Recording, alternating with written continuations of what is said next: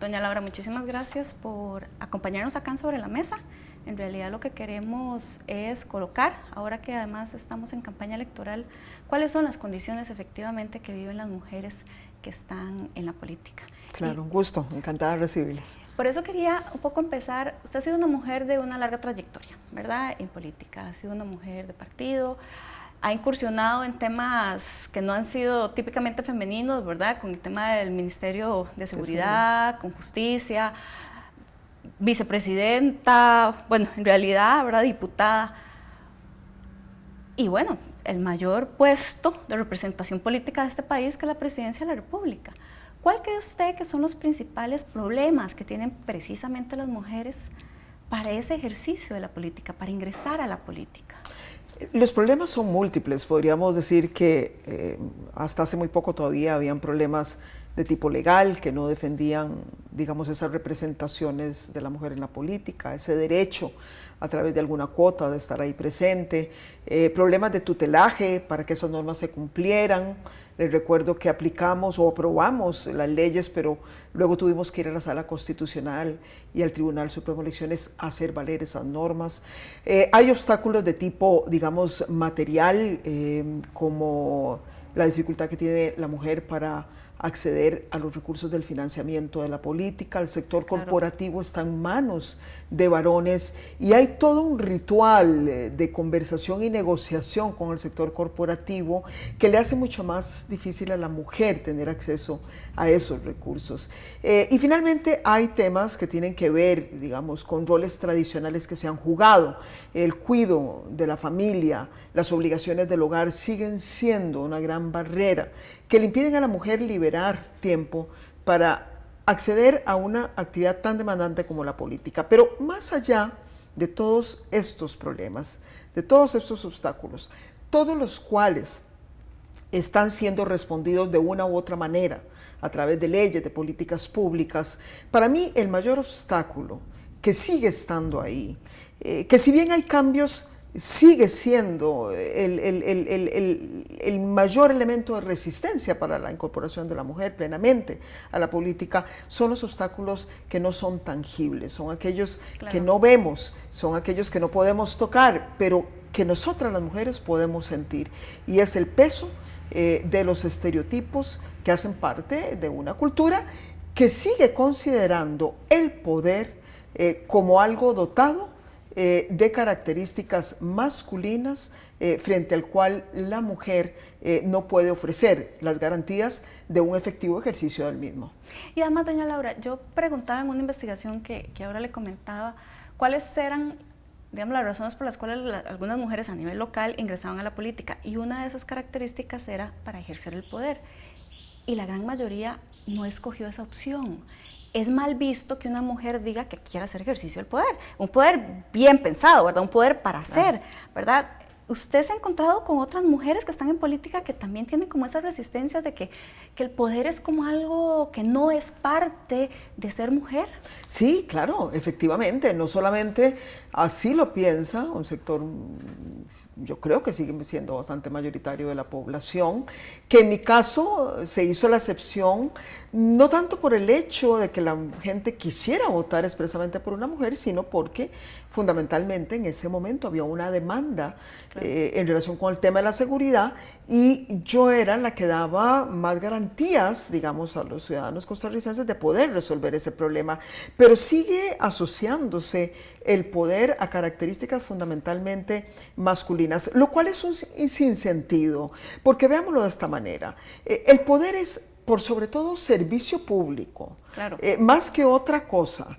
Y si lo vemos desde el punto de vista del servicio público, más bien podríamos decir que la naturaleza femenina está más hecha o es más propicia para el ejercicio del mismo. Cuando lo vemos como algo imperial, como ese poder vertical, como esa autoridad que se ejerce de manera, digamos, autocrática de abajo para arriba, pues por supuesto que posiblemente la imagen que nos venga a la mente sea la de un hombre, pero cuando hablamos del poder como tiene que ser, es decir, servicio público, negociación constante, diálogo permanente, ahí es en donde yo les digo a las mujeres, un momentico, nacimos para eso, y no tanto esa imagen que se ha vendido de ese poder con características tan masculinas. Sí, claro, y de hecho hay diferentes investigaciones que precisamente plantean eso, que cuando hay más mujeres ingresando a espacios de política, las negociaciones son más transparentes, se toman de una forma, digamos, distinta, que hay más trabajo en equipo, y eso está estudiado. Dijo doña Michelle Bachelet hace poco en una entrevista que se le hizo a la BBC, de hecho el pasado octubre: yo soy presidenta casi a pesar de ser mujer. ¿Se identifica con esa frase con respecto a lo que fue el ejercicio de su presidencia? Sí, yo diría que sí, sin que suene esto, vamos a ver, a una especie de complejo personal, y como yo la conozco también a ella, estoy segura que habla desde ahí, porque si hay algo que tenemos que entender nosotros las mujeres, es que cuando la sociedad reacciona como reacciona, frente a las mujeres que por primera vez llegamos a espacios a donde nunca se había accedido, no tiene que ver con un problema personal, no es que están reaccionando contra Laura, contra Michelle Bachelet, es un tema cultural, es un tema que tiene que ver con el género que nosotros representamos, la mujer, ¿no? De manera que sí, eso es así. Yo siempre he dicho que en realidad ninguna sociedad va a votar nunca por una mujer por el mero hecho de ser mujer, y tampoco nosotros estamos esperando que así sea, pero ya de por sí es un gran avance cuando por lo menos países como Chile, como Costa Rica, se olvidan de que somos mujeres. Porque si se lo piensan mucho, empieza la complicación. Yo recuerdo, y esto lo conversé mucho con Michelle Bachelet, el esfuerzo que teníamos que hacer en nuestras respectivas campañas para no insistir demasiado en que éramos mujeres. Claro. Si insistíamos demasiado, empezábamos a cruzar una línea peligrosa en donde un sector de la población se nos iba. Sí, por supuesto. Hace poco también, en octubre pasado, un presentador de un programa de radio dijo, después de ser electa la primera ministra, Jacinda Ardern de Nueva Zelanda, ¿verdad? Y que le decían que en Nueva Zelanda tenía derecho a saber si su primer ministro va a tomarse una baja maternal, porque además de ser mujer, es una mujer muy joven, ¿verdad? Y sin hijos. Ella, ¿verdad? Evidentemente muy molesta, le contesta que es inaceptable que en el 2017 decir que las mujeres tienen que responder a esa pregunta en su lugar de trabajo. La decisión de una mujer sobre cómo quiere tener hijos no debería predeterminar si se les ofrece o no un trabajo. Digamos, este es un ejemplo muy típico, ¿verdad? Muy típico. Pero a mí me gustaría, digamos, como conocer, ¿verdad? Si a usted se le presentaron barreras en ese sentido, ¿qué elementos que una podría como identificar como acoso, violencia política, pudo, digamos, usted identificar a la hora de, bueno, ahora que hablaba en campaña, cuando era candidata, claro, y cuando ejerció efectivamente la presidencia? Porque sí, en algún momento, ahora lo hablábamos, ¿verdad? Y lo hemos hablado en diferentes espacios, el tema de cuando un hombre es presidente el 1 de mayo, el tema es, bueno, ya ahora es al segundo día, pero bueno, ¿qué es lo que va a ir a decir? Así es. Cuando era usted presidenta era de dónde fue a comprar el vestido. ¿Verdad? Yo decía, ¿y a mí qué me importa dónde compró el vestido doña Laura? O sea, en realidad lo que me interesa es lo que va a ir a plantear. Sí. ¿Qué tipo de cosas en ese sentido se le presentaron? Sí, hay todo un reto desde el punto de vista comunicacional. Yo diría que lo más complejo que nos corresponde manejar. Y muchas no le damos la importancia porque vaya, somos personas que al igual que los hombres se preparan para ir a tomar decisiones y hacerlo de la mejor manera posible, y no te imaginas nunca, hasta que no estás ahí, que la gente va a hacer una lectura tuya muy diferente a la que hacen de los hombres tomando decisiones. Y te puedo poner varios ejemplos, voy a buscar 2 o 3 que sean como los más emblemáticos de lo que quiero decir. Yo presento mi candidatura después de que tengo casi 20 años de carrera pública. Fui la precandidata con más condiciones de experiencia en el sector público, y fui la candidata también con más condiciones de experiencia y trayectoria en el sector público. Y había sido puesta a prueba, es decir, había ocupado cargos públicos, la gente me había visto, digamos, trabajar. En el momento que ya yo me configuro como la precandidata y luego la candidata, todo eso se borra de mi expediente, ya eso parecía no tener ningún sentido, y toda la imagen mía se subsume a una marioneta. Sí. Que está Además, siendo manejada. había anuncios de la marioneta. Claro. Exacto, que es manejada por los hilos por parte de un grupo de varones que están ahí arriba. Esa fue la imagen que en adelante se transmitió mucho de mí. Y todas las preguntas que empezaron en algún momento a prevalecer de parte de los medios de comunicación era si yo iba a tener criterio propio. Sí.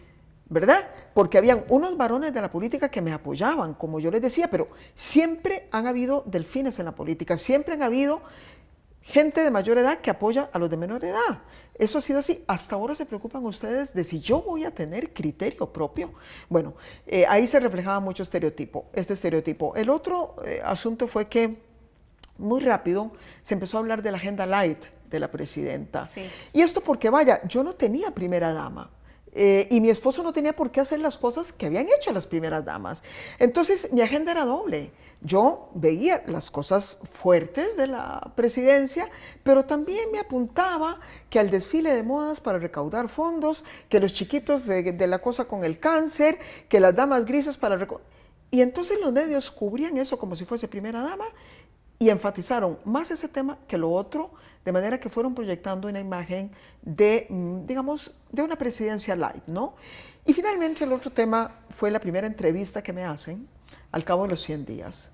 Llega el periodista, le damos la entrevista, me preparo de la mejor manera posible, al día siguiente abrimos el periódico y el periodista arranca diciendo, entramos a la oficina de la presidenta y mientras la entrevistábamos se proyectaba en la pantalla de la televisión de su oficina la telenovela de las 2 de la tarde. Vaya, yo después no seguí leyendo la entrevista porque... ¿Para qué? ¿Para qué? Es lo mismo que estar haciendo el costarricense. Dejó de leer la entrevista sacando la conclusión de que eligió a una mujer que lo que hace ahora es ver telenovelas en lugar de gobernar. Vaya, mi oficina era una oficina muy viva, la televisión siempre estaba encendida para monitorear distintos programas, sobre todo de noticias, y le poníamos el mute o no. ¿Hubiese sido relevante, me pregunto yo, porque eso lo han hecho siempre todos los presidentes, de tener una pantalla encendida, si hubiese llegado y el hombre hubiera encontrado un partido de fútbol? Posiblemente no hubiese sido noticia. Las formas cuentan mucho. De ahí que gran parte del desafío que tenemos es manejar esas formas para poder transmitir lo que queremos transmitir. El hecho de que en cada discurso, el 1 de mayo, como lo señalas, eran más los comentarios sobre cómo vestía yo y no sobre el contenido de mi discurso, pone de relieve lo complejo que se nos hace. Ahora que usted planteaba el tema de esta entrevista, yo también recuerdo otra televisiva, sin decir quién, que en algún momento, de hecho, fue muy violenta la entrevista. O sea, que yo en algún momento pensé, que yo dije, pero debería levantarse e irse, ¿verdad? Porque el nivel de la mala crianza era tal. Pero claro, uno entiende que la investidura de la presidencia no permite eso. Y en otra entrevista que dio usted hace unos meses, también plantea que la forma en que también la prensa la trataba y la colocaba y colocaba los temas era muy diferente. Eso todavía, digamos, hoy que ya lo puede ver en retrospectiva, efectivamente fue tan fuerte. Sí, vamos a ver, obviamente yo no quiero, y creo que las mujeres nunca hemos pretendido comprar indulgencias por el hecho de ser mujeres. Lo único que pedimos es un trato igualitario. Esto lo digo porque tampoco quiero aquí aparecer ahora, nunca lo he pretendido, ni nunca lo pretendí en la presidencia, tratando de esconder errores que yo haya cometido, decisiones controversiales, detrás de este tipo de análisis. Esto lo quiero decir porque reconozco que hubo errores, reconozco que hubo decisiones controversiales, fue una presidencia que se apañó con temas muy complejos y entonces no pretendo jamás, digamos, decir que es que todo eso pasó simplemente porque yo era mujer y hacerme la víctima, Dios libre. Pero lo que sí es cierto es que cada vez hay más análisis que ponen de relieve como frente a situaciones similares la reacción era otra, la reacción era diferente. Yo siempre digo que a las mujeres se nos tiende a veces a maximizar más los errores que se cometen y a disminuir más, digamos, las cosas buenas o los logros que se hacen. Y muchas veces esos estereotipos a los que me referían nos generan una carga adicional muy compleja. Un ejemplo lo pongo cuando una de las cosas que me hacían era sacar encuesta tras encuesta tras encuesta, lo cual es muy complicado para un gobierno porque no te permiten dar esos saltos que hay que dar a veces en materia de manejo de imagen. En una de estas encuestas, de las tantas que sacaban al año, que por cierto desaparecieron después de mi gobierno, preguntan a la gente sobre la opinión del trabajo de la presidenta y no estábamos muy bien, por supuesto que no andábamos muy bien, habíamos tomado decisiones muy complicadas, especialmente con los temas fiscales. Bueno, sí. Y justo después de que le preguntan a la gente qué piensan de la presidenta, preguntan si volverían a votar por una mujer. Sí, esta pregunta fue terrible en general. Eso fue terrible. Eso fue terrible porque, como yo lo he señalado, vamos a ver, cometimos errores, pero primero, nunca cruzamos líneas éticas como sí se dieron en otros gobiernos que llevaron a presidentes a situaciones muy complicadas de tipo judicial. No llevamos este país a la quiebra como algunos presidentes lo llevaron en el pasado. No concedimos en materia democrática como algunos presidentes a lo largo de nuestra historia concedieron con golpes de Estado. Y nunca antes le habían preguntado a la gente si ante los errores que cometieron esos presidentes varones volverían a votar por un varón. Hombre. Es decir, que implícitamente en la pregunta lo que había era una carga subjetiva en el sentido de que los errores que yo cometía no era porque yo era Laura Chinchilla, sino porque era mujer. Y eso por supuesto que a mí me generaba también una carga adicional, en tanto yo sabía que me estaban juzgando no a mí por lo que yo era, sino por ser mujer, y lo que eso podía afectar al resto de las mujeres del país. Sí, por supuesto. Ya finalmente, doña Laura, tal vez rápidamente, ¿qué le diría usted hoy a las mujeres que quieren ingresar a política o que están empezando en política y que se están topando con este tipo de cosas? Porque bueno, hay en todos los espacios políticos diferentes ejemplos en ese sentido. Que sigan para adelante y que lo hagan con un gran entusiasmo, con una gran ilusión, por varias razones. Primero, porque la política vale la pena y quienes optan por esa vía ya de previo saben que la política no es fácil. La política es continuamente tratar de avanzar para conseguir resultados, venciendo resistencias de múltiples grupos. De manera que, se sea hombre o sea mujer, la política es ya de por sí compleja. Y si han optado por esa vía es porque, vaya, deben tener muchas agallas, ¿no? Segundo, porque a pesar de las dificultades que todavía subsisten, particularmente esos obstáculos intangibles, esos prejuicios que ellas lo van a vivir, la situación de hoy es mejor que la de hace algunos años. Tercero, porque como bien lo dijo Michelle Bachelet también, cuando era la directora de ONU Mujer, cuando una mujer entra solita a la política, esa mujer va a cambiar, pero cuando son muchas las que entran, tenemos la capacidad de cambiar la política y por primera vez van a entrar muchas mujeres porque vamos a aplicar la paridad. Y eso va a ser una oportunidad hermosísima para que todas ellas, de manera colectiva, consigan hacer cambios importantes en la política. Y lo último, las mujeres podemos cometer muchos errores, tenemos problemas, tenemos defectos, limitaciones, igual que los tienen los hombres, y tenemos nuestras condiciones, nuestras destrezas y fortalezas. Pero sí hay algo en lo que somos campeonas, y esto lo digo por haber conocido a tantas mujeres en tantas áreas, no solamente en la política, en el deporte, en el sector privado, mujeres trabajando en las comunidades. Y es que la mujer es luchadora por definición. Siempre digo que lucha es sinónimo de mujer. Las mujeres a lo largo de la historia la han pasado muy mal. Las mujeres han sido castigadas, han sido vilipendiadas, han sido criticadas, han sido golpeadas, se han caído tantas veces, pero la mujer siempre se levanta.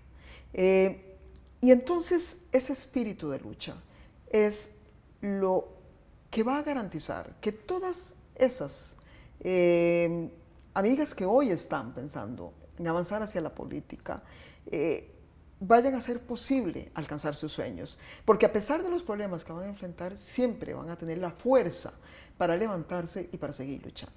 Bueno, más bien muchísimas gracias, doña Laura, porque evidentemente que la mujer que ha logrado estar por primera vez en el puesto de elección popular más importante de este país, que nos plantea estas cosas, pues por supuesto que alienta a las mujeres que están y a las niñas que vienen detrás de que efectivamente la política dignifica y que tenemos que ser más y más mujeres. Así es, y Muchísimas la gracias. mujer dignifica la política. Exactamente. También.